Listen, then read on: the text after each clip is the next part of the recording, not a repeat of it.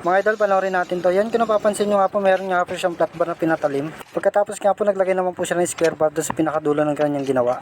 At kumuha na nga po siya ng mistulang washer niya at nilagay niya na nga po doon sa pinakagitna. Naglagay na nga po siya ng spring at malit na washer at winelding niya na nga po sa pinakadulo. At sumunod nga po, kumuha naman po siya ng tubular tapos tsalo. Pinahigaan niya na nga po yung kalo at winelding niya na nga po sa pinakadulo ng tubular. Sinunod niya na nga po ginawa, naglagay naman po siya ng tornilyo doon sa mistulang washer. At lininisan niya na nga po at ilalagay niya na nga po doon sa tapat ng kalo. At i-welding niya na nga po doon tapos naglagay naman po siya ng tubular doon sa tapat ng kalo. At naglagay na nga po siya ng flat bar doon sa pinakadulo at patungan nga po ng mistulang nut na may tornilyo. At para sa ganun nga po, pwede niya nga po may adjust yung pinatalim yung flat bar. At sinunod niya na nga pong ginawa, naglagay naman po siya ng round bar doon sa tubular at winelding niya na nga po doon at naglagay na nga po siya ng mistulang washer. Naglagay na nga rin po siya ng tubular doon sa malapit sa kalo at mistulang paa niya ng aho. At yan na nga po yung resulta ng kanyang ginawa mga idol. At magagamit natin itong mga ganitong idea mga idol, lalong lalo na pag nagbabalat tayo ng mga pinaglumaang wire. At napakastig nga po yung mga ganitong idea, mapapadali na nga po yung pagbabalat natin ng wire. Lupit!